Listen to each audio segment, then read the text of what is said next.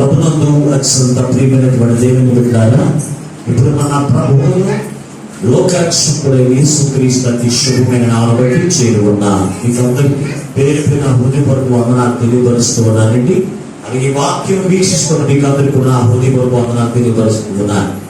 దేవుని యొక్క మహాకృపను బట్టి మరొక పర్యాయము ప్రభు యొక్క సన్నిధిలోకి నడిపించబడి దేవుని స్తుతించడానికి, దేవుని నామాన్ని ఆరాధన చేయడానికి, దేవునితో సహవాసం చేయడానికి ప్రభు మనకిచ్చిన ఈ కృపను బట్టి మనం ఎంతగానో ప్రభుని బట్టి ఎంతగానో స్తుతించవలసినటువంటి, ఆనందించవలసినటువంటి వారు ఉన్నాం. ఈ సమయంలో పరిశుద్ధ గ్రంథం నుంచి ఒక మాటను దేవుని యొక్క వాక్యముగా నేర్చుకుందాం. యోహాను సువార్త 20వ అధ్యాయము 24వ వచనాన్ని దేవుని యొక్క వాక్యముగా నేర్చుకుందాం. యేసు వచ్చినప్పుడు 12 మందిలో ఒకడైన దిదుమ అనబడిన తోమ వారితో లేకపోయేను. కనుక తక్కిన శిష్యులు మేము ప్రభువును చూచితమని అతనితో చెప్పగా అతడు నేను ఆయన చేతుల్లో మేకుల గుర్తులు చూసి ఆ మేకుల గుర్తులో పెట్టి చాలండి, ప్రార్థన చేసుకుందాం. మమ్మలను శాశ్వతమైన ప్రేమతో ప్రేమించి మా కొరకు ప్రాణపెట్టిన యేసయ్య మీకు వందనాలు, స్తోత్రాలు. ఇంతవరకు పాటల ద్వారా, స్తుతి ఆరాధన ద్వారా, వాక్య పఠనం ద్వారా నీ నామములకు మహిమ తెచ్చుకునే యేసయ్య మీకు వందనాలు, స్తోత్రాలు. నీ బుద్ధి మాటలు మేము ధ్యానం చేస్తూ ఉండగా మీ పక్షంగా నిలబడి దాసుని ఏడతల ఆత్మశక్తి చేత అభిషేకించి బలపరిచి నీ దాసుని నోట నీ మాట వచ్చిన ఆయన మాతో సూటిగా మాట్లాడుచు ఉండగా వెనకలకు చెవి గ్రహించగల మనసు, లోబడి అనుసరించి నడిచే మనసు అయ్యా ప్రతి బిడ్డలైన వారు అనుగ్రహం చేసి నీ వాక్యంలో ఉన్న వాగ్దానములు ప్రతి బిడ్డలు స్వతంత్రించుకుని గొప్ప దయచేయమని అతి త్వరలో పెళ్లి కుమారుడిగా రానై ఉన్నాం. యేసు నామమున ప్రార్థించి వేడుకొనుచున్నాము పరమ తండ్రి, ఆమేన్. ప్రభునందు అత్యంత ప్రియమైనటువంటి దేవుని బిడ్డలారా, ఈ చదవబడిన వాక్య భాగమును బట్టి మనము దేవుని యొక్క ప్రత్యక్షతను మనము జ్ఞాపకం చేసుకుంటూ ముందుకు కొనసాగుతూ ఉన్నాం. ఏమిటి ప్రత్యక్షత అంటే మొట్టమొదటి ప్రత్యక్షత యేసు ప్రభువు పునరుద్ధరణ లేచిన తర్వాత మగ్దలేనే మరియకు ఆయన ప్రత్యక్షత జరిగింది. రెండవది మన వారంలో మనం ఏం నేర్చుకున్నామంటే ఎమ్మాయి పట్టణంలో ఉన్నటువంటి 2 శిష్యులైన వారికి దేవుని యొక్క ప్రత్యక్షతను మనం గత వారంలో నేర్చుకున్నాం. ఈ రోజున 3వ ప్రత్యక్షతలోనికి మనం వచ్చినప్పుడు ఈ 3వ ప్రత్యక్షత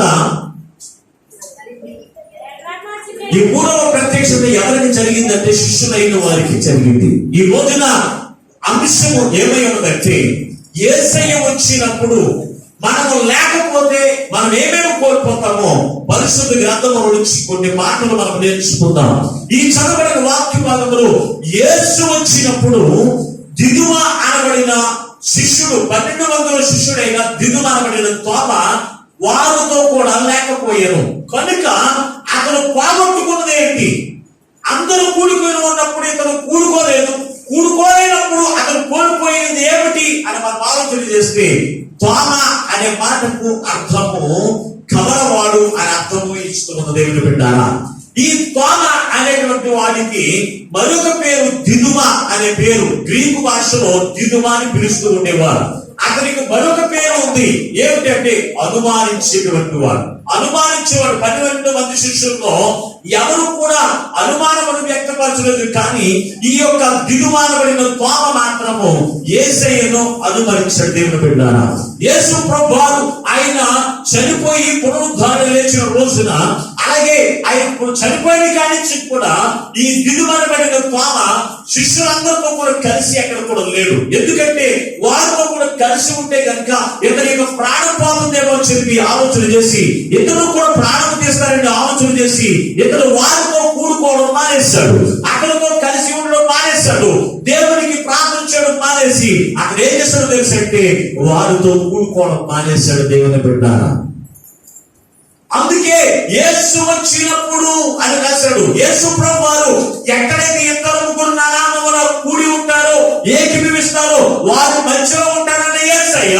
అక్కడ శిష్యులు ఎంతమంది కూడి ఉన్నారంటే 10 మంది శిష్యులు కూడి ఉన్నారు. ఒకడు ఇస్కరియోతు యోధ కూడా వారి మధ్యలో లేడు, అలాగే తోమ కూడా వారి మధ్యలో లేడు. 10 మంది శిష్యులు కూడా ఒక గదిలో కూడి ఉన్నారు. దేవుడు ఎక్కడైతే ఇద్దరు ముగ్గురు నా నామమున కూడి ఉంటారో వారి మధ్యలోనికి యేసయ్య వస్తారన్న మాట అబద్ధం ఎంత మాత్రం కూడా కాదు, ఎంత మాత్రం కూడా కాదండి. ఇది అందరూ కూడా భయంతోనూ వ్యాధులతోనూ ఇక్కడున్న శిష్యులందరూ కూడా ఎవరింటికి వారు వెళ్ళిపోలేదు. వారు కూడుకోవడం మానలేదు. యేసు ప్రభు వారికి శ్రమపరచబడ్డాడు, ఆయన గాయపరచబడ్డాడు, సిలువ వేయబడ్డాడు, ప్రాణం తీయబడ్డాడు. అయితే వీరు మాత్రము కూడుకోవడం మాత్రము మానలేదు. దేవుని బిడ్డ, ఈ రోజున మన యొక్క జీవితాల్లో కూడా ఒక్కొక్క కుటుంబంలో శోధన రావచ్చు, ఒక్కొక్క కుటుంబంలో బంధువులు కావచ్చు, కానీ కూడుకోవడం అనేది మాత్రం మనం మరిచిపోయేటువంటి వారిగా ఉండడానికి వీల్లేదు. ఎందుకో తెలుసా? ఎక్కడైతే ఇద్దరు ముగ్గురు కూడి ఉన్నారో ఆ కూడి ఉన్న స్థలానికి ఎవరు వస్తారో తెలుసంటే దేవాది దేవుడని యేసయ్య దిగి వస్తాడండి. అందుకే మీరు 6 దినములు కష్టపడండి, 7వ రోజున ఏర్పాటు చేసిన విశ్రాంతి దినం, ఆ దినం మీరు ఏ పని చేయను, ఆ దినం నేను ఆశీర్వదించి ఉన్నాను అంటే ఆయన వచ్చేందుకో తెలుసా? యేసయ్య వచ్చేందుకో తెలుసా అంటే నిన్ను ఆశీర్వదించడానికి, నీ మీదకు దీవెనలు కొమ్మరపరచడానికి యేసయ్య వస్తాడండి. ఈ రోజున బంధువులు వస్తే మనము భయంతో మనం దాక్కోవచ్చేమో తప్ప యేసయ్య వస్తే మనం భయపడవలసిన పని లేదు. ఈ రోజున చాలా మంది ఎవరైనా బంధువులు వస్తున్నారు అంటే కనుక ఇంటి దగ్గర ఎవరు ఉంటారండి. ఫోన్ చేసి ఎవరన్నా సరే, అయ్యా మేము మీ ఇంటికి వస్తున్నాం, మీ కుటుంబంతో కలిసి ఆనందించడానికి అన్నప్పుడు చాలా మంది ఏం చేస్తారు? పిసిరి కొట్టిదానం కలిగిన వారు, నేను ఊళ్ళో లేము, లేకపోతే పనులకు వెళ్ళిపోయేమో, లేకపోతే ఏదైనా ఊరెళ్ళమో ఏదో ఒకటి చెప్పేటువంటి వారు లేకపోవడం ఉన్నారు.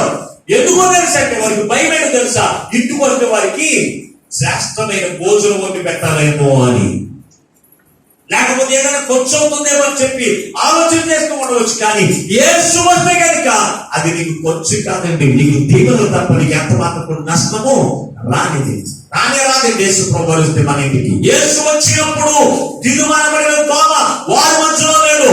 లేకపోయిన దాన్ని బట్టి అతను పోగొట్టుకున్న ఎన్ని 5 ఆశీర్వాదాలు ఈ రోజున మీ ఎదురు పెట్టడానికి నేను ఇష్టపడుతున్నాను. దేవుని బిడ్డ, యేసు ప్రభు వారు వచ్చడం ద్వారా మన యొక్క జీవితాల్లో కలిగేటువంటి ప్రయోజనాలు ఏంటి?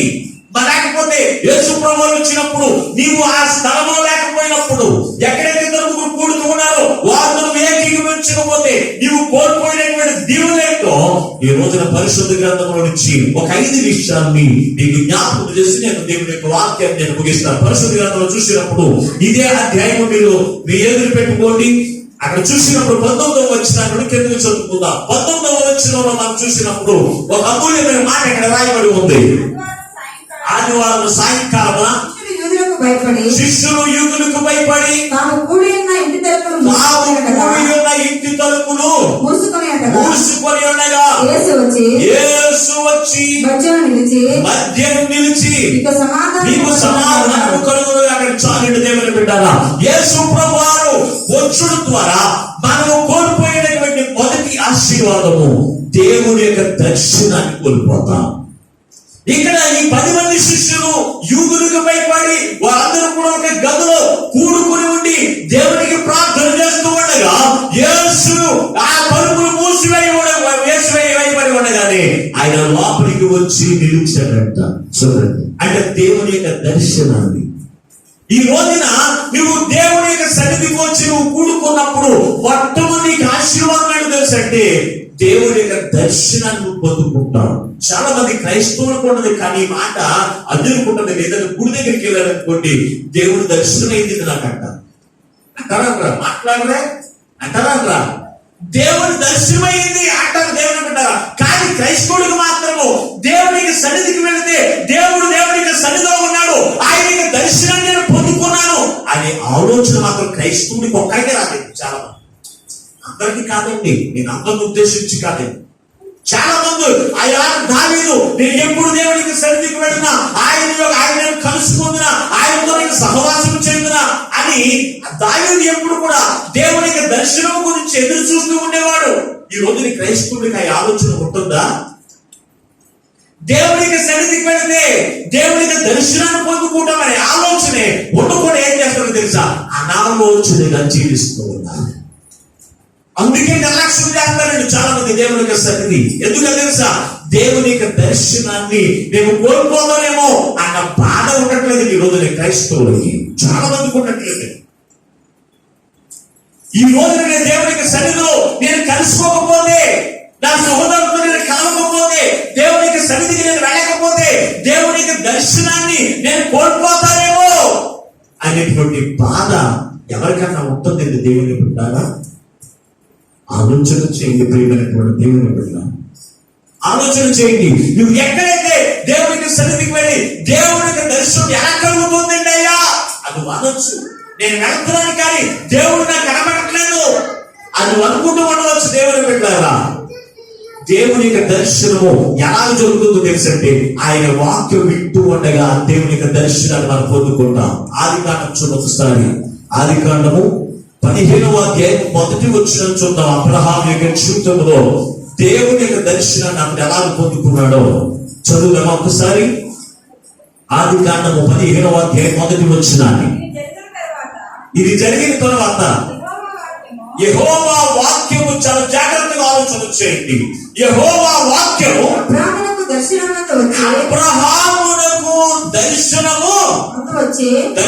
వచ్చి అబ్రహామా భయపడకము, నేను మీకు కేడము నీ బహుమానములు అత్యధికమగునని చెప్పాను. అబ్రహాముకు దేవునికి దర్శనము ఎలా జరిగింది అంటే, ఆయన వాక్యము ద్వారా ఆయనకు దర్శనము కలిగింది. ఆయన వాక్యము ద్వారా దేవుడే అతనితో మాట్లాడుతూ ఉన్నాడు. నేను కేడమును, నీకు బలమును, నీకు సహాయకుడను, నీకు ఉద్దేశం కూడా నెరవేర్చేవాడును నేనే అని దేవుడు తన వాక్యము ద్వారా అబ్రహాముతో మాట్లాడుతూ ఉంటే, అబ్రహాము ఏమని మాట్లాడుతున్నాడు తెలుసా? అబ్రహాము దేవుడని యెహోవా ఆయన వాక్యము ద్వారా నన్ను దర్శింపగా ఆయన దర్శనం నాకు దొరికింది. ఈ రోజున నువ్వు దేవునికి సన్నిధికి వస్తూ ఉన్నావు. దేవుని యొక్క వాక్యము ద్వారా నీతో మాట్లాడుతూ, దేవుని యొక్క వాక్యము ద్వారా నిన్ను దర్శిస్తూ ఉంటే, దేవుని యొక్క దర్శనాన్ని నేను పొందుకున్నటువంటి మాట నీకు ఉంటుందా? దేవుడు నన్ను దర్శించాడు, ఇది మనకు దేవుడు నాకు తోడై ఉంటానన్నాడు, దేవుడు నాకు సహాయం చేస్తానన్నాడు, నన్ను ఆదుకుంటానన్నాడు, ఇదిగో నన్ను స్వస్థపరుస్తానని నాకు దేవుడు నన్ను దర్శించాడు అని నీకు ఆలోచన వస్తే కనుక తప్పనిసరిగా దేవుడి యొక్క సహాయాన్ని నువ్వు పొందుకుంటావు. తప్పనిసరిగా దేవుడి యొక్క స్వస్థతను పొందుకుంటావు. తప్పనిసరిగా దేవుడే నీకు కేడుగా ఉంటాడు. ఎంతమంది శత్రువులు ఎదుర్కొన్నప్పటికీ దేవుడే నీకు కేడుగా నిలబడ్డాడు. ఎప్పుడు తెలుసా? దేవుడి యొక్క సన్నిధికి వచ్చి ఆయన దర్శనాన్ని నీ హృదయాన్ని తాకినప్పుడు, నీవు పొందుకున్నప్పుడు తప్పనిసరిగా ఆయన నీకు సహాయం కలిగేది ఉంటాడు. అయితే అక్కడ శిష్యులందరూ కూడా యేసు వచ్చినప్పుడు 10 మంది శిష్యులు కూడా కూడుకుని ఉన్నారు. అయితే అక్కడ తోమ లేడు. యేసు వచ్చినప్పుడు దిగుమానబడిన తోమ లేడు. ఈ రోజున యేసు దేవునికి సన్నిధికి వచ్చినప్పుడు ఎంతమంది అయితే లేరో వారి పేరు బట్టి దేవుడు మాట్లాడుతూ ఉన్నాడు. దేవుని బిడ్డలారా, నేను వచ్చినప్పుడు నీవు లేవు, ఆ సన్నిధిలో నీవు లేవు అని అడిగినప్పుడు నీకు ప్రశ్నకు జవాబేది? ఎప్పుడైనా ఆలోచన చేస్తారా? అసలు యేసయ్య వస్తాడు అనే సంగతి నీకు నమ్మకం కలిగి ఉన్నావా? ఆలోచన చేయండి. ఆదివారమే కాదు, లేకపోతే 2-3 ఎక్కడైతే కూడి ఉన్నారు వారి మధ్యలోకి దేవుడు వస్తాడనేటువంటి నమ్మిక ప్రతి క్రైస్తవుడు, ప్రతి విశ్వాసి కలిగి ఉండాలి. అది ఉంటుందా? 10 మంది కూడితే చాలు, వారి మధ్యలో నేను వెళ్ళను. ఎవరు కూర్చుని వెళ్ళను, నీ పక్క సహోదరుని బట్టి వెళ్ళకపోవడం కాదు, యేసయ్య వారి మధ్యలోకి వస్తున్నాడు, ఆయన గురించి నేను వెళ్ళాలి అని ఆలోచన నీవు కలిగి ఉండాలి. మరి అది ఉంటుందా నీకు ఈ రోజు? అది ఉంటుందా? యేసు వచ్చినప్పుడు ప్రభువుని దర్శించాలి, ప్రభువుని దర్శిస్తాడు అనే ఆలోచన కలిగి ఉండాలి. ఎందుకంటే యేసు ప్రభువును తప్పనిసరిగా ఎక్కడ ఏకీభవిస్తున్నారో వారి మధ్యలో ఉంటాడండి.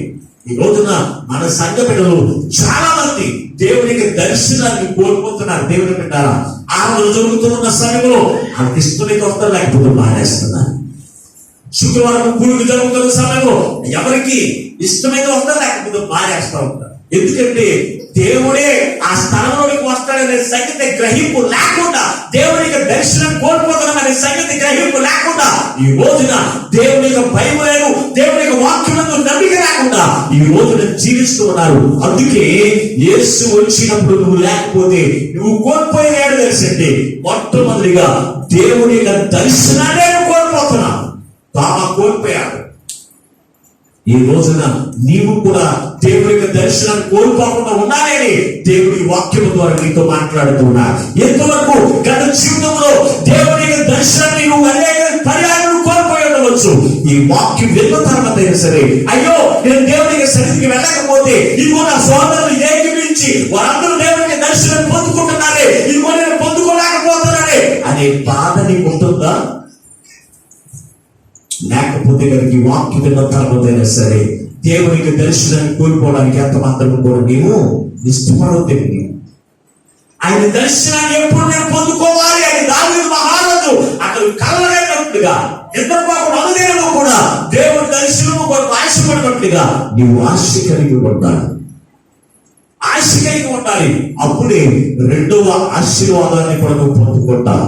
ఒకటి, మొట్టమొదటిగా చూసినప్పుడు దిద్దుమనబడిన తోమ దేవుని యొక్క దర్శనాన్ని యేసుప్రభువు పునరుద్ధారణ తర్వాత ఆ పునరుద్ధార దర్శనాన్ని మొట్టమొదటిగా కోల్పోయాడు. దేవుని బిడ్డ యేసు వచ్చినప్పుడు లేకపోవడం ద్వారా అతను కోల్పోయాడు. రెండవ ఆశీర్వాదము తర్వాత వచ్చిన చదువుతున్నాం 20వ వచనాన్ని. ఆయన అలాగూ చెప్పి చేతులను ప్రక్కన చెప్పగా ఆయన వారికి తన చేతులను పక్కన చెప్పగా శిష్యులు ప్రభువును చూచి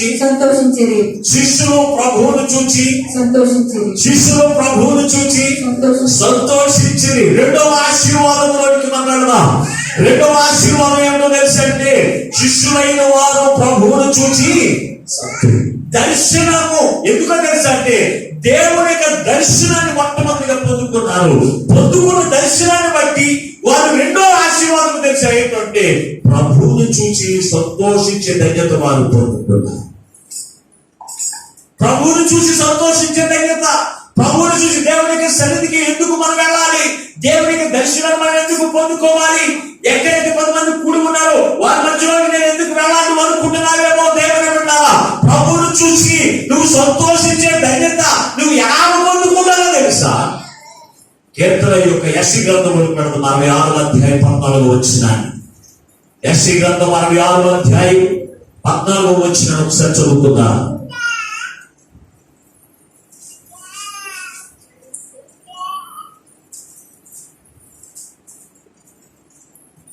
యెషయా గ్రంథం 46వ అధ్యాయం 14వ వచనాన్ని.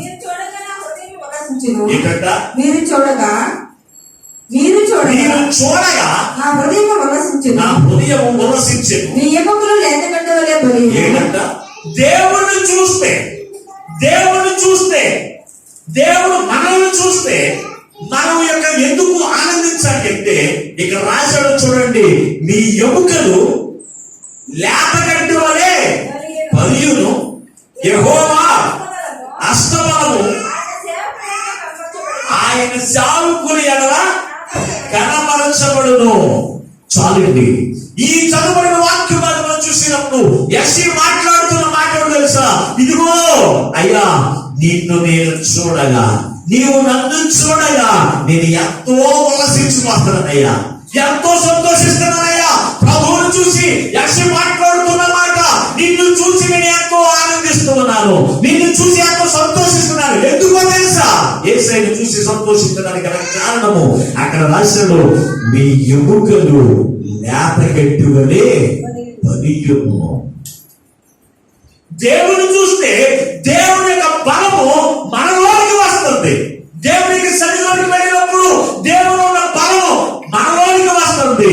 మనకి బలంగా ఉండదు తెలుసా? లేతగడ్డి ఎంత బలంగా ఉండదు తెలుసా? మొదలగడ్డి కొబ్బరి పోతుంది కానీ లేతగడ్డి ఎరగదండి. చాలా మంది మోగులు కట్టుకోవడానికి కూడా గడ్డిని ఉపయోగిస్తారు. చాలా మంది గడ్డిని ఉపయోగిస్తారు. ఒలిపెట్టి దాన్ని ఏం చేస్తారంటే అది చాలా గట్టిగా ఉండదండి, బలంగా ఉండదండి. ఒక్కొక్కసారి ఆ లేత గడ్డిని మనం తాకితే చాలు బ్లేడ్ కన్నా బాగా తెగిపోతుంది. అవునా? తెగుతుందో లేదా? అది బలమైనదండి, చూడడానికి అల్పంగానే కనబడుతుందండి. కానీ అది ఎలా ఉంటుందో తెలుసా? అది బలము పొందుకున్నది కనుక నువ్వు దేవునికి సన్నిధిలోనికి రాకముందు నువ్వు బలహీనుడివే. కానీ దేవుని దర్శనాన్ని నువ్వు చూసినప్పుడు యేసయ్యని వచ్చినప్పుడు, యేసయ్య వచ్చినప్పుడు, ఆయన నువ్వు చూసినప్పుడు, ఆయన ఉన్న పునరుద్ధాన శక్తి మనలోనికి వస్తే కనుక మనం ఎలా ఉంటామో తెలుసా? లేత గడ్డి వలె బలిసిన వారు ఉంటాం. పొద్దున్నే ఉన్న గడ్డిని చూడండి, ఆ గడ్డికి సూర్యోదయం కలగానే, సూర్యుని యొక్క ప్రకాశం అన్న దాని మీదకి రాగానే ఆ గడ్డి బలపరచబడుతుంది. మనుషులు కూడా అదేనండి, మనుషులు కూడా అదే. సూర్యుని యొక్క శక్తి మన మీదకి రాకపోతే 1 రోజు, 2 రోజులు, 3 రోజులు ఇంకా నీరసం అయిపోతాం. ఏ పని చేయకుండా ఉందండి. మనలో నవ్వు ఉండదు, తుళ్ళు ఉండదు, మనలో చురుకుగానే ఉండదు, బలమే కనబడదు. ఎందుకో తెలుసా? సూర్యుని యొక్క శక్తి ద్వారా మనం ఏం చేయబడుతుందో తెలుసు, బలపరచబడుతున్నాం. అలాగే నువ్వు దేవునికి సన్నిధికి వచ్చినప్పుడు అరుణోదయంలో ఉన్నటువంటి గడ్డి వలె, లేత గడ్డి వలె నువ్వు బలిసినటువంటి వారు ఉంటావు. శరీరము పక్కగా ఉండవచ్చేమో కానీ ఆత్మ బలముగా ఉంటుంది. ఆత్మ దేనికి భయపడకుండా, ఆత్మ పదిదాన్ని జయించేటువంటి శక్తిని ఎక్కడ పొందుకుంటావు? నువ్వు ఇంట్లో కూర్చుంటే నువ్వు పొందుకోలేవు, నువ్వు లోకంలో తిరిగితే నువ్వు పొందుకోలేవు, నువ్వు నీటిలో తిరిగితే నువ్వు పొందుకోలేవు, నువ్వు పక్షులను తిరిగితే నువ్వు పొందుకోలేవు. కానీ దేవుని యొక్క దర్శనంలోకి వచ్చినప్పుడు, దేవుని యొక్క సన్నిధిలోకి వచ్చినప్పుడు ఆయన ప్రకాశమాన, ఆయన దర్శించితే చాలు, ఆయన ఉన్న శక్తి, ఆయన మాట్లాడుతూ ఉంటే ఆయన వాక్యంలో చూసిన శక్తి మనం ఏం చేస్తుంది తెలుసండి? లేత గడ్డి వలె బలిపరిచి ఏం చేస్తుంది? మన ఎముకలకు విశేషాలు లేత గడ్డి వలెను ఎముకలు ఏం చేస్తాయంట?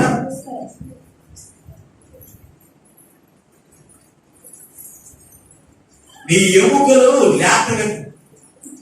లేతగడ్డి వలె బలియును, యెహోవా హస్తబలము ఆయన సేవకులు ఎదుట ఏం చేస్తాడ? కనపరచబడుతుంది. ఆయన హస్తబలం వస్తానంటాడు. దేవుని యొక్క సన్నిధికి వస్తేనే పూర్వకోణం ద్వారా నాకు ఉపయోగం ఏమిటి అంటే దైవ దర్శనం. ఆ దైవ దర్శనం ద్వారా రెండవ ఆశీర్వాదం ఏంటో తెలుసు అంటే, రెండవ ఆశీర్వాదం ఏంటో తెలుసు అంటే, ఇది ఇప్పుడు చదివిన వాక్యంలో చూసిన ప్రభువును చూసి సంతోషించేటువంటి వారిగా మనము. ప్రభువును చూసి ఎందుకు సంతోషం? పాస్టర్ గారిని చూస్తే నాకు ఏం సంతోషం ఉంటుంది? పాస్టర్ గారిని చూస్తే నీకు సంతోషం కలగదు. కానీ దేవుడు నిన్ను దర్శించినప్పుడు, దేవుని యొక్క శక్తి, ఆయన యొక్క వాక్యముల శక్తి నిన్ను తాకినప్పుడు నేనేం చేస్తుంది తెలుసా? బలపరుస్తూ దేవుని. అప్పుడు నీకేమవుతుంది తెలుసా? ఆనందించేటువంటి వారిగా ఉంటావు. ప్రభువుని చూసి ఆనందించే వారిగా ఉంటావు. ఆయన ఇచ్చేటువంటి ఆనందమును, ఆయన ఇచ్చేటువంటి సంతోషము అది మనుషులు దోచుకునేది కాదు, మనుషులు దొంగిలించేది కాదు, అది నిత్యము ఇచ్చేటువంటి ఆనందము. దేవుని పెట్టారా?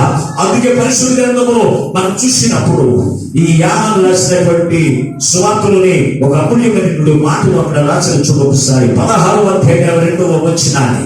ఆయన ఇచ్చిన సంతోషము, ప్రభువును చూసి సంతోషించడం ఎలాగో అంటే, అటువలనే మీరును ఇప్పుడు మీరు దుఃఖపడుచున్నారు, కానీ మిమ్మల్ని మరలా చూచెదను, నేను మిమ్మల్ని మరలా చూచెదను, అప్పుడు మీ హృదయము సంతోషించును, మీ హృదయమును సంతోషించును. మీ సంతోషమును ఎవడునో మీ యొద్ద నుండి తీసివేయగాడు. అయిపోయిందా? ఆ దినమున మీరు దేని గురించి అడగరు, ఆ దినమున మీరు దేని గురించి అడగరు. మీరు తండ్రి ఆ పేట ఏమి అడిగినను, మీరు ఏమడిగినను ఆయన మీకు అనుగ్రహించాలని దేవుని పెట్టాలి. ఇక చదవబడిన వాక్యమాలను మీరు చూసినప్పుడు ఆయన మాట్లాడుతూ ఉన్నారు. మీరు ఇప్పుడు దుఃఖపడుతూ ఉన్నారు, కానీ ఎప్పుడు దుఃఖపడుతూ ఉన్నప్పుడు యేసయ్య శ్రమపరచబడము చూసి, యేసయ్యను బాధించడం చూసి కన్నీళ్లు పెట్టుకున్నటువంటి మీరే మరల యేసయ్యను చూసి సంతోషించెదరు అని యేసు ప్రభువారు ఆయన సజీవుడిగా అనగా ఆయన శరీరధారిగా ఉన్నప్పుడే ఆయన చెబుతూనే ఉన్నాడు. దేవుని బిడ్డ, మీరు మరొకసారి నన్ను చూస్తారు, నన్ను చూసినప్పుడు మీరు సంతోషిస్తారు. ఆ సంతోషాన్ని మీ యొద్ద నుండి ఎవరు కూడా తీసివేయలేడు. అటువంటి సంతోషకరమైన జీవితాన్ని నేను మీకు ఇవ్వబోతున్నాను అని మాట్లాడుతున్నాను. ఈ రోజున నీ జీవితంలో నీ కుటుంబంలో ఉన్న పరిస్థితులను బట్టి నువ్వు దుఃఖంలో నడిపించబడుతున్నావేమో, శోధనలో నడిపించబడుతున్నావేమో, ఇరుకుల్లో ఇబ్బందులను నడిపించబడుతున్నావేమో, అప్పుల్లో ఇబ్బందుల్లో నువ్వు నడిపించబడుతున్నావేమో. నువ్వు యేసయ్య దర్శనాన్ని నువ్వు కోల్పోతే ఎంత మాత్రం కూడా నువ్వు ప్రభువుని బట్టి సంతోషించలేవు. ఈ రోజున చాలా మంది పరిస్థితుల వైపు చూసుకుని దేవుని యొక్క దర్శనాన్ని కోల్పోతూ ఉన్నారు. ప్రభువుని బట్టి ఆనందించినటువంటి జీవితంలో జీవిస్తూ ఉన్నారు. అందుకే వారి యొక్క జీవితంలో ఒక్కసారి నవ్వు, ఒక్కసారి దుఃఖము, అలా ఎల్లప్పుడు దుఃఖం సైనికమైనటువంటి జీవితంలో జీవించేటువంటి వారిగా కనపడుతూ ఉన్నారు. దేవుని బిడ్డలారా, తిరుమలబడిన తోమ యేసు వచ్చినప్పుడు అతను లేడు, లేకపోయిన దాన్ని బట్టి అతను కోల్పోయినది ఆశీర్వాదము. మొట్టమొదటిది దేవుని యొక్క దర్శనాన్ని కోల్పోయాడు. రెండవ ఆశీర్వాదం చూసినప్పుడు దేవుని బట్టి సంతోషించిన జీవితమును. ఈ రోజు యేసు వచ్చినప్పుడు నీవు ఉంటున్నావా? ఆలోచన చేయండి. యేసు వచ్చినప్పుడు నువ్వు ఉంటున్నావా? ఆయనకి ఇష్టం వచ్చినప్పుడు వస్తాడు. ఆయనకి ఇష్టం వచ్చినప్పుడు ఆయన దీవెన వర్షం కుమారుడు చేస్తాడు. ఆయన ఏ సమయంలో వస్తాడో మనకి తెలియదు. ఆ మొదటి ఆదివారంలో యేసై వస్తాడనుకోవడానికి లేదు, లేకపోతే ఆఖరి వారంలో వస్తాడనుకోవడానికి యేసై వస్తాడనుకోవడానికి లేదు. ఆయనకి ఇష్టం వచ్చినప్పుడు వచ్చి ఆయన మనం చూసేటప్పుడు, ఆయన వచ్చేటప్పుడు నీవు ఉంటే నువ్వు ధన్యురాలు. నువ్వు లేకపోతే కనుక నీ అంత దురదృష్టవంతులు నీ లోకంలో లేదు. అక్కడ తోమ యేసు వచ్చినప్పుడు లేకపోయిన దాన్ని బట్టి అందరూ కలిసి ప్రభువును చూసి సంతోషించిన శిష్యులందరూ కూడా ఈ తోమ మాత్రము ప్రభువుని చూసి ఆ సంతోషాన్ని కోల్పోయినటువంటి వాడిగా కనపడుతున్నాడు. దేవుని బిడ్డ, ఈ రోజున నీ జీవితంలో యేసు వచ్చినప్పుడు నువ్వు ఉన్నావా?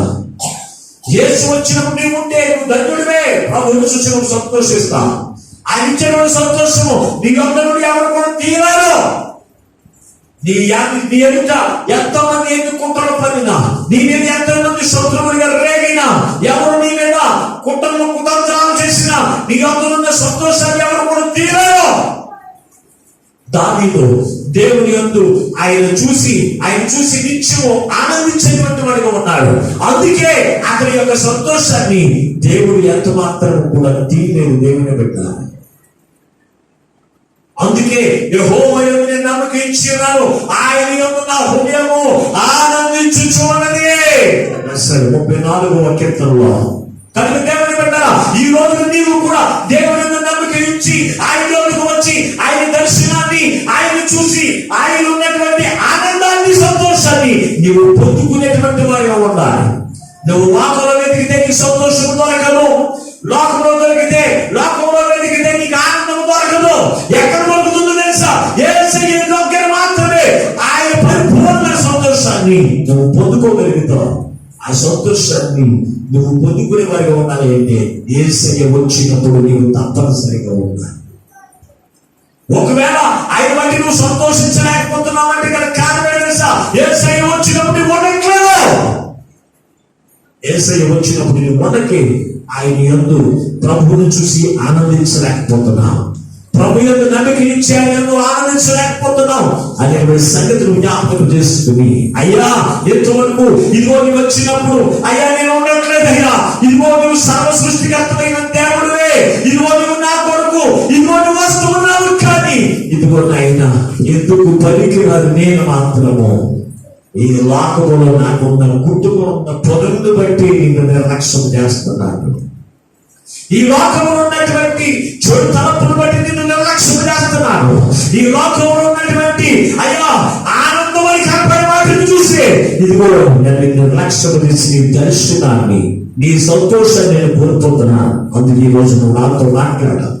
నీ యందు నేను సంతోషించాలని నాతో మాట్లాడాలి కనుక నీ సంతోషం నాలో పరిపూర్ణమైనట్లుగా అయ్యా నీ కృపను నాకు ఉంచినాయి అని ప్రార్థన చేయడం దేవుడు తప్పనిసరిగా అనుగ్రహిస్తాడు. 3వ ఆశీర్వాదం.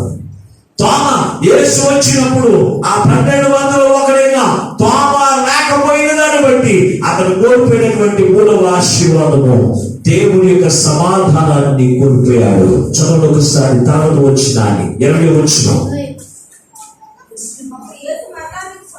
21వ వచనం. అప్పుడు యేసు మరలా నీకు సమాధానము కలుగును గాకని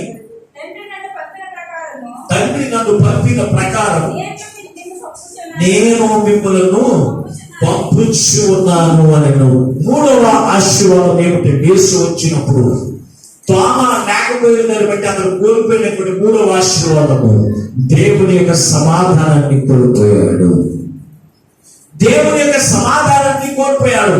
ఈ సమాధానము మనుషులకు ఎక్కడ దొరుకుతుందంటే లోకంలో ఎక్కడ కూడా దొరకదండి. 12 సంవత్సరాల నుంచి రక్తస్రావము కలిగిన కుమార్తె, ఆమె రక్తస్రావము కట్టబడడానికి, స్వతంత్ర పొందుకోవడానికి, ఆ సమాధానం మార్చబడడానికి ఆమె యొక్క చూపులో సమాధానం లేకుండా వైద్యులందరి దగ్గరికి వెడిమెదికిందంట. ఎక్కడ కూడా ఆమెకు సమాధానము దొరకలేదు. ఎక్కడ కూడా ఆమెకు సమాధానం దొరకలేదు. ఆమెకున్న డబ్బంతా, ఆ ధనమంతా కూడా వ్యయపరిచి ఆమెకున్న ఓపిక కూడా అయిపోయి ఎవరి దగ్గరికి వచ్చిందో తెలుసంటే చివరికి తిరిగి దేవుని యొద్దకు వచ్చింది. దేవుని దగ్గరికి వచ్చినప్పుడు ఆయన వస్త్రము చెంగు తాకగానే ఆయన ఉన్న ప్రభావం ఆమెలోనికి వెళ్ళింది. ఆమె యొక్క జీవితం రక్తధార ప్రభావం ఎక్కడి నుంచి వచ్చింది? ఆయన నుంచే. అందుకే నాకు రాసిన ఆ 2వ ఆశీర్వాదం కలిగిన మాటలు, ప్రభువుని బట్టి మనం ఎప్పుడు సంతోషిస్తాము అంటే ఆయన ఉన్న ప్రభావం మనలోనికి వచ్చినప్పుడు, లేత గడ్డి వలె ఎముకలు బలపడినప్పుడు అది రాస్తాడు. ఈమె స్వస్థత కొరకు అనేకమైన వైద్యుల దగ్గరికి వెళ్ళిన సమాధానం దొరకలేదు. యేసయ్య దగ్గరికి వెళ్ళినప్పుడు ఆయన ప్రభావం ఆమెలోనికి వచ్చింది. ఆమె రక్తధార నిలిచినప్పుడు యేసు ప్రభువు ఆమెను పిలిచి ఏమన్నాడు తెలుసా? సమాధానము గలదానివై నీ విశ్వాసాన్ని నేను స్వస్థపరిచిందని చెప్పి ఆయన చెప్పిన మాటలు తెలుసా? సమాధానము గలదానివై. ఇప్పుడు నిజంలో సమాధానం లేదు.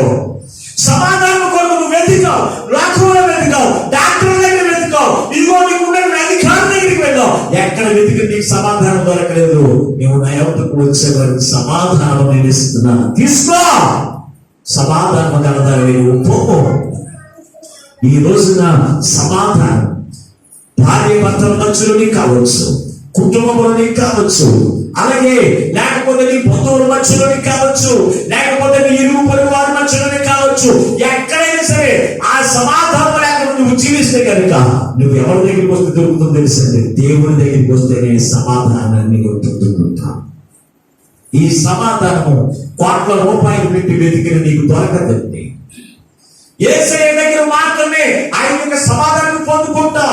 ఈ రోజున చాలా మంది అప్పులు బాధల ద్వారా సమాధానం లేనటువంటి వారు చాలా మంది కుటుంబాలు ఉన్నాయి. పిల్లలకు పెళ్లిళ్ళు కాకుండా ఉన్నటువంటి వారు, సమాధానం లేకుండా వారు అనేక మంది ఉన్నారు. పిల్లలకు ఉద్యోగం లేకుండా సమాధానం లేనటువంటి వారు అనేక మంది ఉన్నారు. అలాగే కుటుంబంలో ఉన్నటువంటి ఆ యొక్క పిల్లల విషయంలో ప్రతి విషయంలో సమాధానం లేకుండా ఇదిగో ఇబ్బందులు పడేటువంటి వారు చాలా మంది ఉన్నారు. కానీ ఎవరి దగ్గర సమాధానం దొరుకుతుందో తెలియకుండా ఏం చేస్తారో తెలుసా? సమాధానం కంటే యేసయ్య దగ్గరికి రాకుండా లోకములో వెతుకుతాడు. లోకములో ఎక్కడ ఆయన సమాధానాన్ని మనం పొందుకోలేదు. యేసు ప్రభువు దగ్గర మాత్రమే సమాధానం దొరుకుతుందండి. మరి ఆయన వచ్చినప్పుడు ఆ సమాధానాన్ని పొందుకునేటువంటి వారు ఉండాలి అంటే కనుక యేసయ్య వచ్చినప్పుడు నీవు కూడా ఉండాలి. యేసయ్య వచ్చినప్పుడు నీవు ఆ కూడుకున్నటువంటి వారు నీవు కూడా ఉంటేనే ఆయన సమాధానం పొందుకుంటావు. లేకపోతే వ్యర్థమంతా కూడా పొందుకోలేవు. సమాధానం లేకుండా చాలా మంది ప్రాణహత్యలు చేసుకున్న వారు చాలా మంది ఉన్నారు. ఆత్మహత్యలు చేసుకున్న వారు, పురుగు మందు తాగి చనిపోయిన వారు, అలాగే కుటుంబాల్లో అనేక ఇబ్బందులతో, అలాగే కుటుంబాలు విడిపోయి వారి వారి యొక్క ప్రాణాలు తీసుకున్న వారు అనేక మంది ఉన్నారు. కానీ కారణం తెలుసంటే సమాధానం లేకపోవడం ద్వారానే. నీ హృదయమునకు దేవుని యొక్క సమాధానం తోడుగా ఉండాలి. అప్పుడే క్రీస్తు యొక్క కోపం నీకు ఉంటుంది. ఆయన సమాధానం పొందుకుంటాం. అందుకే అపోస్తలుడైన పౌలు ఫిలిప్పీ సంఘముతో ఆయన మాట్లాడుతున్న మాట చూడండి ఒకసారి. ఫిలిప్పీ సంఘం అంటే అపోస్తలుడైన పౌలుకి చాలా ఇష్టమైనటువంటి సంఘం. ఆ సంఘముతో దేవుడైనటువంటి యెహోవాయే ఆయన తన ఆత్మను అపోస్తలుడైన పౌలు మీద నుంచి మాట్లాడుతున్న మాట ఒకసారి చదువుదామా? ఫిలిప్పీ పత్రిక 4వ అధ్యాయం 7వ వచనం చదువుదాం. ఫిలిప్పీ పత్రిక 4వ అధ్యాయము 7వ వచనాన్ని.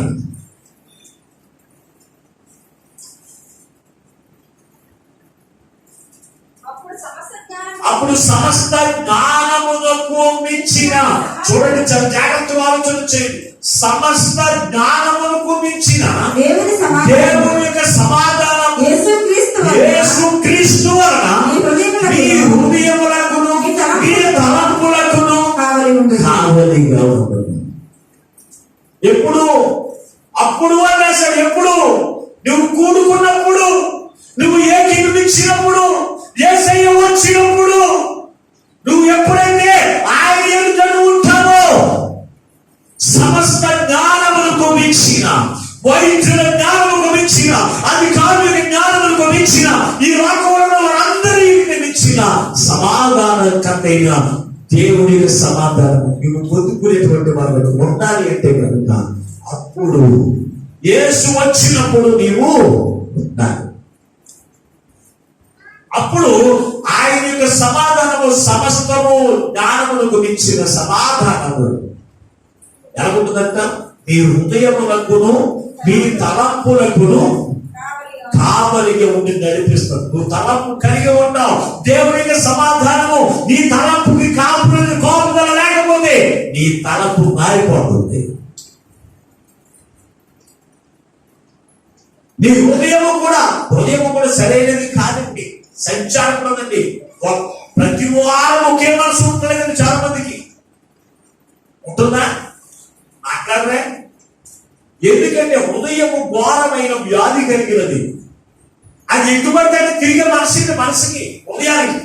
అందుకే ఆ హృదయానికి దేవుని యొక్క సమాధానాన్ని హృదయ తలంపులకు కాపుదల పెట్టాలి. అయ్యా, నీ సమాధానాన్ని నా హృదయ తలంపులకు కాపుదల పెట్టున్నాయన. నా హృదయము ఇష్టం వచ్చినది నడుస్తుంది, నా తలంపులు ఇష్టమైన తలంపులకి నేను జీవిస్తున్నానయ్యా. అందుకే నా జీవితంలో సమాధానం నేను కోల్పోతున్నాను అని ఏ రోజున ప్రార్థన చేసినప్పుడు ఇప్పుడు వధువు సంగమా ఎప్పుడన్నా అడిగారా దేవునికి?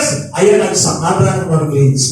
దేవునికి నువ్వు ఉన్నప్పుడు బాధ నుంచి విడిపించి నాకు సమాధానం కలిగించు. నీకున్నటువంటి బలహీనతను తీసివేసి నాకు సమాధానం కలిగించు. నీకున్నటువంటి ఇబ్బందులు తీసివేసి నాకు సమాధానం కలిగించు అని ఎప్పుడు అడుగుతున్నావు. కానీ నా హృదయానికి, నా తలంపులకి నీ కాపుదల, నీ సమాధానం కాపుదలగా ఉంచిన ఆయన ఎప్పుడైనా అడిగావా? అడిగి ఉంటే కనుక నీవు క్రీస్తులో స్థిరంగా ఉండేవారు. అడిగి ఉంటే కనుక దేవునికి సమాధానము నీ హృదయ తలంపులకు కాపుదలగా ఉండి క్రీస్తులో స్థిరపరిచి బలపరిచి ఆయన ఆర్థికమైన జీవితంలో పొందుకునేటట్టుగా చేసేది దేవునికి సమాధానమే. అటువంటి ఆశీర్వాదాన్ని కోల్పోతున్నావు సంగతి జ్ఞాపకం ఉంచుకుంటున్నావా? యేసు వచ్చినప్పుడు 12 మందిలో ఒకడైనా తిరుమలబడిన తోమలేడు. ఈ రోజున 50 మందిలో ఒకడైనా నీవు ఉన్నావా? 100 మందిలో ఒకడైనా నీవు ఉన్నావా? ఎప్పుడు ఆలోచన చేస్తారా? అందరూ ఈ సమయంలో దేవుని మందిరంలో కూడుకుని ఉంటారు, అక్కడ నీవు ఉండట్లేదు. నువ్వు ఇంటి దగ్గర ఉన్నా కానీ ఆ ఆలోచన ఉండాలి. కొంతమంది కూడుకోవాలని ఆలోచన కూడా చీకటి. మన శుక్రవారం గురుకులు నేర్పుకుంది. ఏమైనా పర్వాలేదు, దేవునికి ప్రార్థన చేయాలని వచ్చిన మందిరానికి చిన్న ప్రార్థన చేసే వర్షం నిలిచిపోయింది. క్షేమకరంగా మందిరంలోనికి విడదైన వారు నడిపించబడాలి. అందరి గురించి ప్రార్థన జరిగింది. అంటే మనం ఎవరి గురించి వెళ్తున్నాం? ఎవరి గురించి? దేవుని యొక్క దర్శనాన్ని మనం పొందుకుంటే కనుక, దేవుని యొక్క దర్శనాన్ని మనం పొందుకుంటే ఆయన బట్టి మనం సంతోషిస్తాం.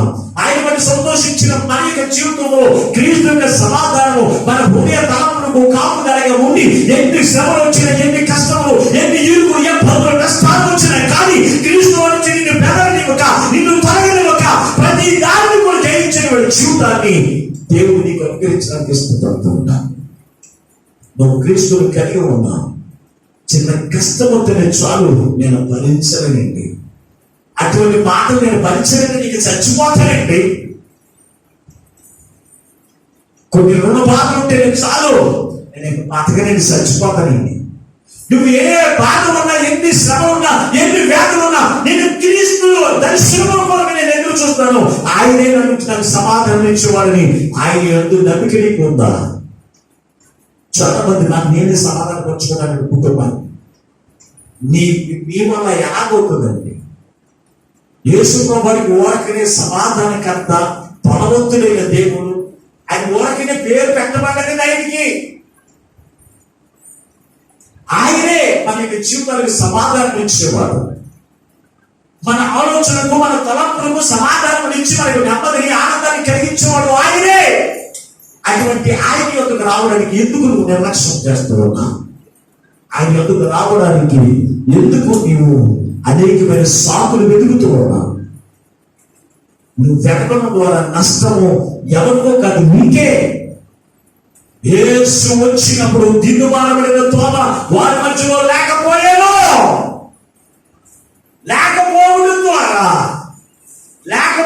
ద్వారా అతడు ఏం కోల్పోయాడు? దేవుని యొక్క సమాధానాన్ని కోల్పోయాడు.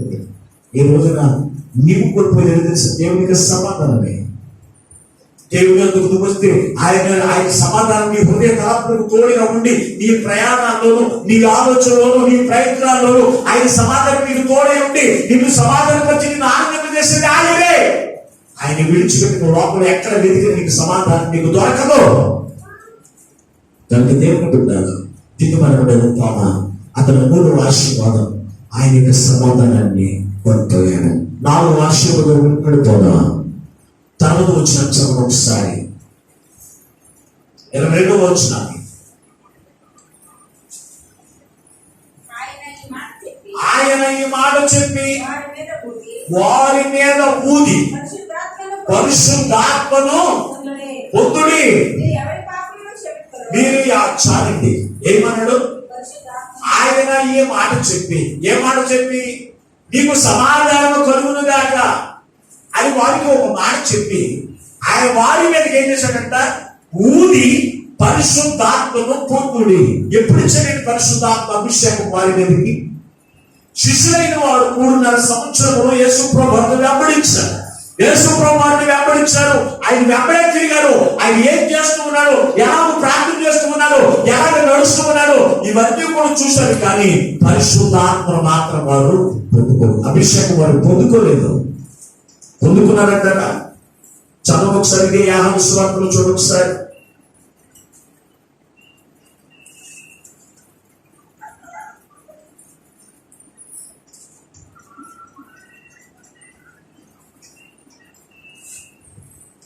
కొరింథీ పత్రిక చూడండి 15:45 వచ్చాం.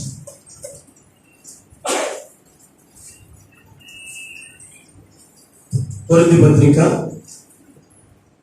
మరించండి 7వ అధ్యాయం యోహాను సువార్త 7వ అధ్యాయం 39వ వచనం చదువుదాం ఒకసారి.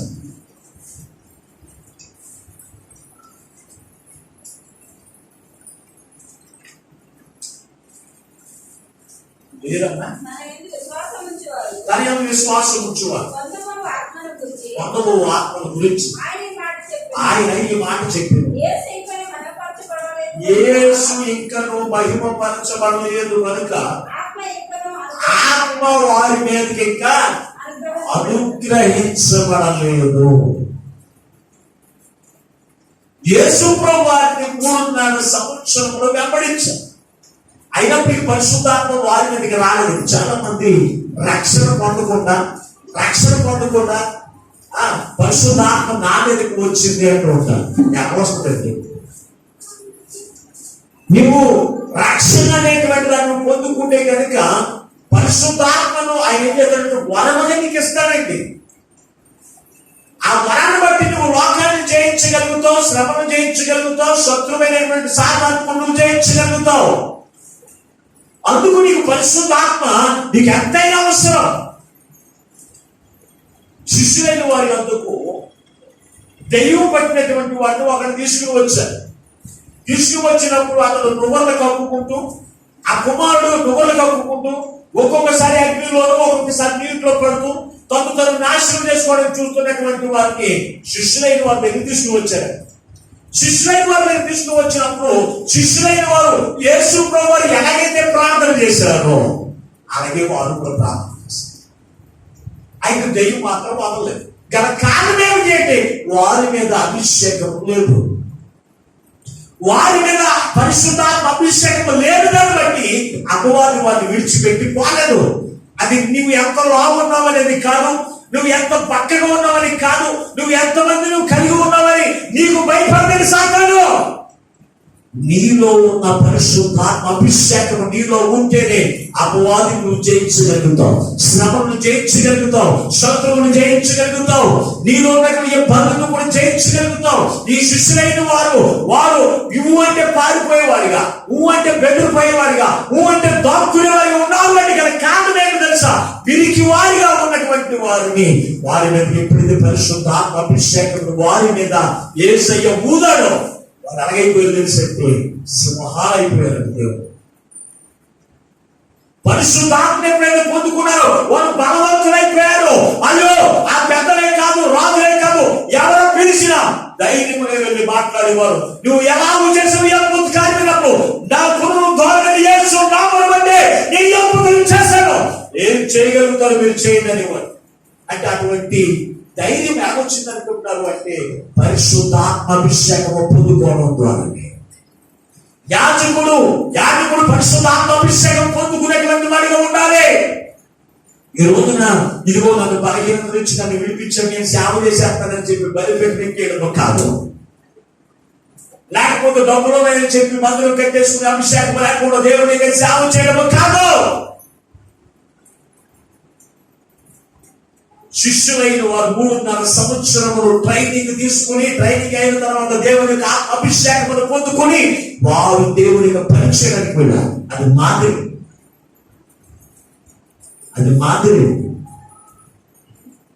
మరి ఈ రోజున నీ దైవజనుడికి పరిశుద్ధాత్మ అభిషేకం ఉందా లేదనేది చాలా మంది గ్రహించలేదు. ఏదో పాస్టర్ గారు నా మాట ఎక్కువ జవాబు మాట్లాడుకుంటారు. పరిశుద్ధాత్మ అంటే చాలా మంది నమ్మరండి. నమ్మేవాడు ఉన్నారా? కొంతమంది పాస్టర్లే నమ్మట్లేదండి. పరిశుద్ధాత్మ నడిపి ఉంటుంది మందిరంలో అంటే కొంతమంది ఎంతో అనుభవం కలిగిన పాస్టర్లే నమ్మట్లేదండి. నేను మన పాస్టర్ గారు నేను కలిసానండి, ఆయనతో మాట్లాడుతున్నప్పుడు ఇదిగో మనము దేవుని యొక్క జ్ఞానాన్ని మనం సంపాదించుకుని మనం ఒక 25% మాత్రమే మన జ్ఞానాన్ని ఉపయోగించుకోవాలి, మిగిలిన 75% దేవుని యొక్క ఆత్మ నడిపించుకుంటేనే మనం దేవుని యొక్క సేవ బలంగా మనం చేయగలుగుతామంటే కోరుకున్నాయి. అది శుద్ధాత్మ నడిపితే ఏమన్నా మనమే తెలుసుకుంటా. మనం లేదంటే ఎక్కడికి వాళ్ళు ఈ లోకంలో ఇప్పటికీ ఉన్నారండి. ఆనాటి కాలం యేసు ప్రభువు వారు జీవించిన కాలము, ఆయన పునరుద్ధానం లేచిన తర్వాత కూడా అపోస్తలులైన పౌలు కాలంలో కూడా ఉన్నారు. చదువుదాం ఒకసారి పరిశుద్ధ గ్రంథములు చూడండి. ఒకసారి అపోస్తలుల కార్యముల గ్రంథము 19వ అధ్యాయం మొదటి వచనం నుండి కొన్ని మాటలు మనం చదువుకుందాం.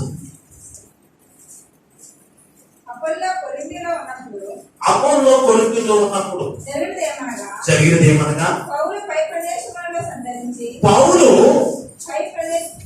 పై ప్రదేశములో సంచరించి ఎఫెసుకు వచ్చి కొందరు శిష్యులను చూసి, మీరు విశ్వసించినప్పుడు కొందరు శిష్యులను చూసి అంటే దేవుని చేత ఏర్పరచబడిన వారిని చూసి ఏమి మాట్లాడుతున్నారు తెలుసు? అపోస్తలుడైన పౌలు మీరు పరిశుద్ధాత్మను పొందితిరా అని వారు అడుగుగా, వారు పరిశుద్ధాత్మ ఉన్నాడన్న సంగతియే, వారు పరిశుద్ధాత్మ ఉన్నారు అనే సంగతియే వెళ్ళలేదని చెప్పింది. అసలు వెళ్ళలేదు అన్నారు. చదవండి సార్. అప్పుడు అతడు అలాగైతే మీరు దేన్ని బట్టి బాప్తిసం పొందిందని అనగా వారు యోహాను బాప్తిసం బట్టి అని చెప్పింది. అందుకు పౌలు యోహాను తన వెనుక వచ్చేవారి యందు అనగా యేసు విశ్వాసముంచునని ప్రజలతో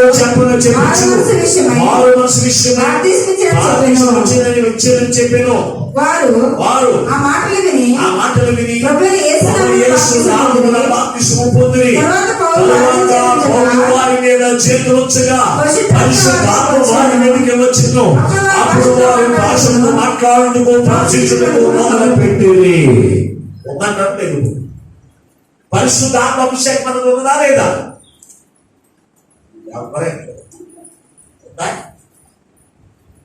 అందరూ తిడతానికి బాగా పనిచేస్తాయి. మీకు మీరు ఇక్కడ మాట్లాడితే మైక్ అవసరం లేకపోతే ఎక్కడికో ఊసేవారు కనపడ. మరి దేవుడు మాట్లాడితే మాట్లాడరా? ఎంతసేపు గుంచుకుని పరిశుద్ధాత్మ ఉంది అని చెప్తే పరిశుద్ధాత్మ ఉందా లేదంటే అంటే మీలో లేదా?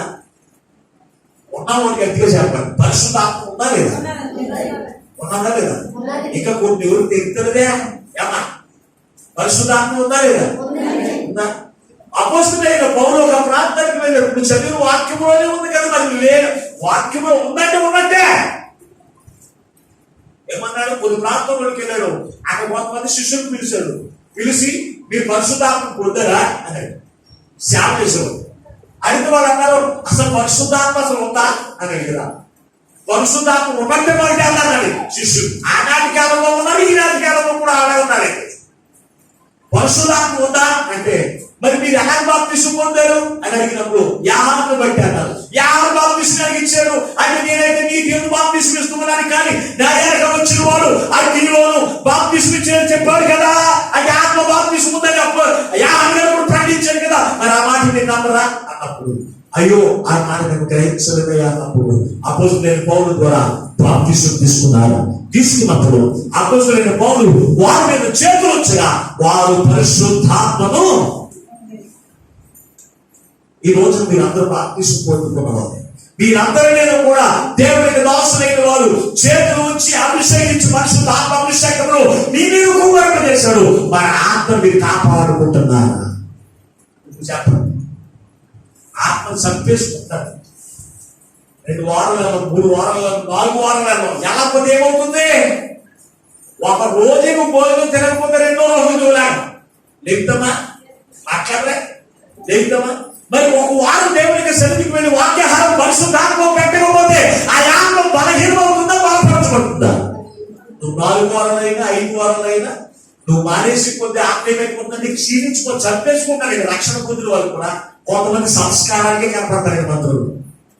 ఇంకేమో ఏంటంటే ఒక నాటకాత్మ అంతే, ప్రభు శరీరత్వం తింటే పరమరాజ్యం వెళ్ళిపోతాం అంతే అనుకుంటారు తప్ప ఆత్మ నాలో ఉందా? ఆత్మ నీలో ఉండి నిన్ను జీవింపజేసేది పరిశుద్ధ ఆత్మ. ఆత్మ నీలో ఉందని ఎప్పుడు చూసుకున్నావా? ఆత్మ నీలో ఉంటే నీ నోటి దూషణకరమైన మాటలు రావు. ఆత్మ నీలో ఉంటే దేవుని ప్రేమ నీలో ఉంటుంది. ఆత్మ నీలో ఉంటే సహోదర ప్రేమ నీలో ఉంటుంది. ఈ ఆత్మ నీలో ఉందనేది నీ క్రియను బట్టి నీకు నీవే చూస్తుంది. ఈ ఆత్మ నీకు ఎందుకు అవసరమో తెలుసా? ఈ పరిశుద్ధాత్మ మనుషులకు ఎందుకు అవసరమో తెలుసా? ఇప్పుడు చదవండి ఒకసారి. అపోస్తలుడైన పౌలు కొరింథీయులకు రాసినటువంటి మొదటి పత్రిక 15వ అధ్యాయం 45వ వచనం ఇప్పుడు చదువుతారు. అపోస్తలుడైన పౌలు కొరింథీయులకు రాసినటువంటి మొదటి పత్రిక 15వ అధ్యాయం ఏంటంట? ఇందు విషయమై ఆదామును మొదటి మనుషుడు జీవించి ప్రాణి అయ్యాడు రాయబడి ఉన్నది. కాబట్టి కడపటి ఆదాము జీవింపచేయు ఆత్మాయను. చూడండి, ఈ పరిశుద్ధాత్మ జీవింపజేసేది నిత్యము. పరిశుద్ధాత్మ ఎందుకు మనుషులకు అవసరం తెలుసా? నిత్యము జీవింపజేసేది. ఈ పరిశుద్ధాత్మను కోరుకుంటే కనుక నువ్వు నిత్యము జీవించమే. నిత్యము ఎక్కడ జీవితావు తెలుసా అంటే 2వ మరణములో నువ్వు పాలు పువ్వులు పొందుతావు. చాలా మంది చూస్తారు, పాస్టర్ గారిని కూడా చూడండి బూతులాటాన్ని. ఏంటంటే అసలు భయమే లేదు దేవునిపై. పాస్టర్ గారు ఉన్నారు, ఆయన ఎదుటన్నా సరే నోరు కట్టుకుందామని ఆలోచన కూడా ఎందుకు ఉండదండి మీకు? పరిశుద్ధాత్మ నీలో ఉంటే నీ నోట దోషకరమైన మాటలు ఎందుకు వస్తున్నాయి? ఆలోచన చేశారు. ఇప్పుడు దేవుని పెట్టాలి, చాలా జాగ్రత్త అండి. దేవుని యొక్క దోషులు అంటే దేవుని యొక్క ఆత్మ చెంత నింపబడిన వారు. వారి ఎదుట నీకు భయపడలేదు, దేవుని ఎదుట నీకు భయపడలేదు.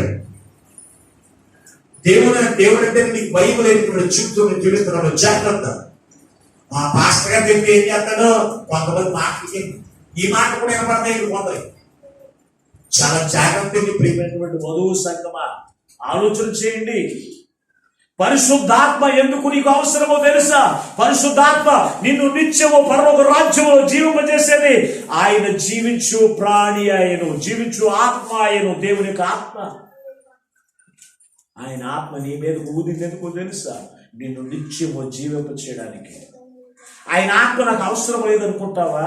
నువ్వు నిత్యము అగ్నిగుండములో మండేటువంటి మంటలో కాలిపోతూనే ఉంటావు. ఆనాడు ధనవంతుడు కాలిపోయినట్టు. కనుక జాగ్రత్తగా దేవుని పెట్టాలి. ఆ శిష్యులైన వారిని చూసి అప్పుడు వారి మీద ఊది పరిశుద్ధాత్మను పొందుకునడే ఊదాడు. దేవుని పెట్టాలి. ఆయన ఆత్మ, ఆయన ఊపిరి, ఆ ఊపిరి, ఆయన ఆత్మ మన మీదకి వచ్చినప్పుడు, మనలోనికి వచ్చినప్పుడు ఆ ఆత్మ ద్వారా, ఆ ఆత్మ మనలో ఏం చేస్తుందో తెలుసా? రోమిలికి రాసిన పత్రిక 8వ అధ్యాయం 28వ వచనం రాశాడు. ఆ ఆత్మే మన పక్షమున దేవునికి ఎలాగో ప్రార్థన చేయాలో ఆ మన పక్షమున ఆయన ఏం చేస్తుంది తెలుసా? మూలుగులతోనూ, విజ్ఞాపనతోనూ, కన్నీటితోనూ, రోదనతోనూ ప్రార్థన చేస్తుందంట ఆత్మ. మరి ఆ పరిశుద్ధాత్మను ఎందుకు నువ్వు నిర్లక్ష్యం చేస్తున్నావు? రక్షణ పొందుకోవడానికి నిర్లక్ష్యమే, పరిశుద్ధాత్మను పొందుకోవడానికి నిర్లక్ష్యమే. జాగ్రత్తగా దేవుని బిడ్డలారా. అందుకే ఈ రోజున దేవుడు నీతో మాట్లాడుతూ ఉన్నాడు. వారి మీదకి ఓదగా పరిశుద్ధాత్మను వారు పొందుకున్నారు. అదే టైంలో తోమ, దిద్దుబాటబడిన తోమ వారి మధ్యలో లేడు. యేసు వచ్చినప్పుడు పరిశుద్ధాత్మను కోల్పోయాడు. చివరి మాట చెప్పి నేను ముగిస్తాను, ఆ సమయం అయిపోయింది కనుక. ఆఖరి మాట తర్వాత వచ్చినప్పుడు చదవండి. యేసు వచ్చినప్పుడు, దాని ముందు వచ్చిన చదవండి. మీరు ఎవరి పాపములు క్షమించబడుదురో క్షమిస్తారో వారి పాపములు క్షమించుదును. ఎవరు పాపములు వారి మీద నిలిచి ఉండనిస్తారో. 5వ మాట, దేవుని యొక్క అధికారాన్ని తోమ కోల్పోయాడు. యేసు వచ్చినప్పుడు దిద్దుమానబడిన ఆ 12 మంది శిష్యుల్లో ఒకడైన దిద్దుమానబడిన తోమ వారి మధ్యలో లేడు.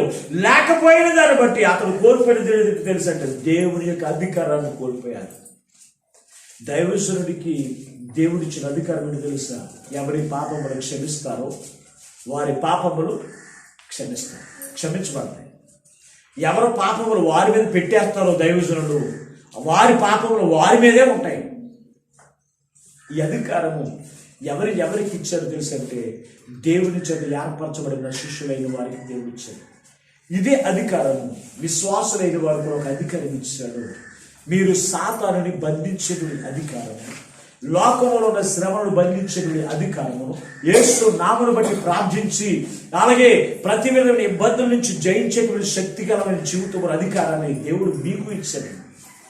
ఆ అధికారాన్ని ఉపయోగించుకోవాలి అంటే కనుక యేసు వచ్చినప్పుడు నీవు ఉంటున్నావా లేదనేది కూడా నువ్వు పరిశీలించాలి. బాప్తీసం తీసుకున్నంత మాత్రాన నువ్వు దీవించబడినట్టు ఒక్కటే కాదు, బాప్తీసం పొందిన నీవు యేసు వచ్చినప్పుడు నువ్వు ఉన్నావా లేదనేది ఆలోచన చేయాలి. ప్రతిసారి నీ జీవితాంతము కూడా నువ్వు చేయవలసిన ఆలోచన ఏంటో తెలుసా? యేసు వచ్చినప్పుడు ఈ సంవత్సరంలో నేను ఒకసారి లేనండి. అదే ముఖ్యమంత్రి మన మీననగరం వచ్చాడు అనుకుంటే కనుక 4-5 సార్లు వచ్చాడు అనుకుంటే ఆ మరొక సంవత్సరంలో ఏమని మాట్లాడుతుందో తెలుసా?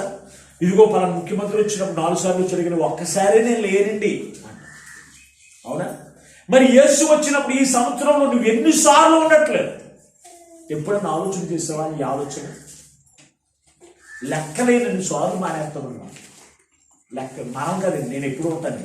యేసు వచ్చినప్పుడు నేను ఎప్పుడు ఉంటాను. మీరు ఆలోచన చేయండి. దేవుని బిడ్డలారా, దేవుని యొక్క అధికారాన్ని కోల్పోయాడు. ఎవరి పాపములు క్షమిస్తారో వారి పాపములు క్షమించబడతాయి. ఎవరి పాపములు వారి మీద నిలుస్తారో ఆ వారి పాపములు వారి మీద నిలిపివేస్తారని ఈ దైవజనుల యొక్క అధికారం సాతానికి తెలుస్తూ ఉంది, రాజులకు తెలుస్తూ ఉంది. రాజులైన వారు, పరిపాలించేవారు, గ్రామ నాయకులు దైవజనులను పిలిచి ప్రార్థించమని ఎందుకు కోరుతున్నారు తెలుసు అంటే వారు ఎవరిని దీవిస్తారో వారు దీవించబడతారు. ఎవరి పాపములు వారి మీద పెడతారో వారి పాపములు వారి మీద ఉంటాయని అధికారులు గ్రహించగలుగుతూ ఉన్నారు. సాతాను గ్రహించగలుగుతూ ఉంది. నీవు గ్రహించగలుగుతూ ఉన్నావా?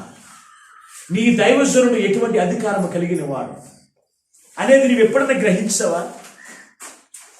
ఎప్పుడన్నా గ్రహించారా? దేవుని బిడ్డలారా, ఆలోచన చేయండి. యేసు వచ్చినప్పుడు 12 మందిలో ఒకడైన దిద్దుమానబడిన తోమ వారి మధ్యలో లేకపోయిన దాన్ని బట్టి యేసయ్యను నమ్మలేదు. ఆయన గాయములో నా వేలు పెట్టి నేను తిప్పుతేనే కానీ నేను నమ్మలేను అంటే ఎందుకో తెలుసు అంటే అతను హృదయ తలంపులకు దేవునికి సమాధానం కాపుదల లేదు. దైవ దర్శనాన్ని కోల్పోయాడు. ప్రభువును చూసి ఆనందించేటువంటి జీవితం కోల్పోయాడు. దేవుని బిడ్డలారా జాగ్రత్త. అందుకే ఈ రోజున దేవుడు నీతో మాట్లాడుతున్నాడు. ఈ రోజున యేసయ్య వచ్చాడు. వచ్చిన యేసయ్య ఆయన తీసుకుని వచ్చినవి, నీ కొరకు సిద్ధపరిచినవి ఆయన తీసుకుని పోకుండా అవన్నీ పొందుకోవడానికి నువ్వేం చేయాలి? ఈ స్థలంలో నీవు ఉండాలి. ఎంఆర్ఓ గారు 50 మంది పెన్షన్ తీసుకుని వచ్చారనుకోండి, 50 మందికి పెన్షన్ ఈ రోజునే ఇస్తాను అన్నాడు అనుకోండి. 50 మంది మంచం మీద ఉన్నవారు కూడా లేచి వచ్చి ఏం చేస్తారు? వచ్చిన వరకు అక్కడ కూర్చుంటారు. అవునా లేదు? ఎవరైనా మిస్ అవుతారా? ఇప్పుడు నీరసం ఉన్నావు కదమ్మా, నేను ఇంటికి పంపిస్తాను, పర్లేదు వెళ్ళంటే వెళ్తారా? ఎవరండి? పర్వాలేదండి అంటారు. మరి యేసు ప్రభు వారి దీవెన వర్షం తీసుకుని వచ్చి ఇవన్నీ కూడా పొందుకోండి అంటే మనం ఏం చేస్తాం? అవి కంటికి కనపడట్లేదు కనుక మనం నమ్మట్లేదు. అందుకే దేవుడు మాట్లాడుతున్నాడు, ఆయన కార్యాలు కంటికి కనపడవు, హృదయమునకు గోచరము కాలేదు. ఆయన చేసే కార్యాలు అడగటం తెలుసా? కంటికి కనపడవు, హృదయానికి గోచరము కావట్లేదు. ఆయన తప్పనిసరిగా ఆయన దీవుని వర్షం తీసుకుని వచ్చాడు. ఉన్నవారికి ఆయన వచ్చేటప్పటికి ఎంతమంది అయితే ఉంటారో వారందరికీ ఇచ్చి మిగిలిన అన్ని కూడా తీసుకుని కనుక ఆయన ఇచ్చేటువంటి దీవెన వర్షాన్ని ఎప్పుడు కూడా కోల్పోకుండా ఆయన దీవెనలు, ఆయన సిద్ధపరిచిన ఆశీర్వాదములు తప్పనిసరిగా స్వతంత్రించుకోండి. దేవుని యొక్క సన్నిధిలో మనం కూడుకోవడం ద్వారా ఈ 5 ఆశీర్వాదాలు కూడా మనం తప్పనిసరిగా పొందుకుంటాం. దైవ దర్శనాన్ని పొందుకుంటాం. రెండవది ప్రభువును చూసి ఆనందిస్తాం. ప్రభువును బట్టి ఆనందకరమైన జీవితం పొందుకుంటాం. దేవుని యొక్క సమాధానాన్ని పొందుకుంటాం. పరిశుద్ధాత్మ ఆనందాన్ని కూడా మనం అనుభవిస్తాం. 5వది దేవుని యొక్క అధికారాన్ని పొందుకుంటాం. మరలా వారమంతా కూడా లోకంలో ఉన్న శ్రమలను, లోకంలో ఉన్న ఇబ్బందులను, కష్టాలని, అపాయాలని అన్నిటి కూడా జయించి శక్తిని మనం పొందుకుని మనం ఏం చేస్తామో తెలుసా? మనకు రాలేదు. అటువంటి దేవుని మీద ఎంతవరకు కోల్పోతే కనుక ఇది మొదలుకొని ప్రభువును చూసి నిత్యము ఆనందించే కృపా భాగ్యము ఆ పరిశుద్ధాత్మ దేవుడు ఈ వాక్యం విన్న మీకందరికీ అనుగ్రహింపజేసి ఆయనే మహిమ పొందుగాక. ప్రార్థన చేసుకుందాం. మమ్మలను శాశ్వతమైన ప్రేమతో ప్రేమించిన ఎంతవరకు నీ విలువైన మాటలు తండ్రి మాకు అందించి మమ్మల్ని బలపరిచిన యేసయ్యా మీకు వందనాలు స్తోత్రం. ఇదిగో ప్రభు యేసు వచ్చినప్పుడు 12 మందిలో ఒక్కడైన దిదుమానబడిన తోమ వారి మధ్యలో లేకపోయేను. ఎందుకో తెలుసా? ఆ మాట ఆయన గురించి ఎందుకు రాశారు? అతను కోల్పోయినటువంటి ఆశీర్వాదముల గురించి రాశావు తండ్రి. అవును తండ్రి, నీవు వచ్చినప్పుడు మేము లేకపోతే తండ్రి అయ్యా నీ దర్శనాన్ని మేము కోల్పోతూ ఉన్నామనే సంగతి తెలియక, అయ్యా ఇదిగో నీ యొక్క సమాధానాన్ని మేము కోల్పోతున్నామనే సంగతి మాకు తెలియక, నీ యొక్క సంతోషాన్ని మేము పోగొట్టుకున్నామనే సంగతి మాకు తెలియక, నీ పరిశుద్ధాత్మను పోగొట్టుకున్నామనే సంగతి మాకు తెలియక, అయ్యా అయ్యా నీవు ఇచ్చిన అధికారాన్ని మేము ఇదిగో నిర్లక్ష్యం చేస్తున్నామనే సంగతి మాకు తెలియక ఎంతవరకు మేము కోల్పోయాము. కానీ ఈ వాక్యము ద్వారా నువ్వు నాతో మాట్లాడావు నాయన. ఈ వాక్యము ద్వారా మీరు మాతో మాట్లాడారు నాయన. ఇది మొదలుకునే అయ్యా ఇదిగో మేము కలిసి ఉంటే నువ్వు వచ్చినప్పుడు ఏ ఆశీర్వాదం మేము పోగొట్టుకోక నేను నిరంతరం పొందుకునే కృపను మాకు దయచేయలేదు. ఎవరికి వారి ప్రార్థన చేసుకుంటూ ఉండగా తండ్రి ప్రతి ఒక్క హృదయాన్ని మీరు చూస్తూ ఉన్నారు. ప్రతి ఒక్క పంచతాపాన్ని మీరు చూస్తూ ఉన్నారు. ప్రతి ఒక్క ఆలోచన మీరు చూస్తున్నారు. నీవు వచ్చినప్పుడు తీసుకుని వచ్చిన ఆశీర్వాదములకు ప్రతిబిడలైన వారిని వారసులుగా సిద్ధపరిచింది. ఆనాడు తోమ అయితే కోల్పోయాడు తప్ప నాయన మేమెవరిలో కూడా కోల్పోకుండా నీ అందు నమ్మికతో తండ్రి మేము నీ అందు సిద్ధపరిచిన ఆశీర్వాదములను కూడా పొందుకునే కూడా మాకు దయచేయమని చేరుకున్న ప్రతి ఒక్క హృదయాన్ని నీరు కట్టి ఫలింపచేయండి. విన్న వాక్యమును వ్యర్థంగా విడిచిపెట్టకూడదు నాయన. నీరు కట్టి ఫలింపజేసి నీ రాకడకు ఆయుధపరచమని అతి త్వరలో పెళ్లి కుమారుడిగా రానిగా యేసు నామమున ప్రార్థించి వేడుకుంటున్నాము పరమ తండ్రి. ఆమేన్. దేవుడు మిమ్మల్ని మీ కుటుంబాలను దీవించును గాక. ఆమేన్. మీకు అందరికీ వందనాలండి.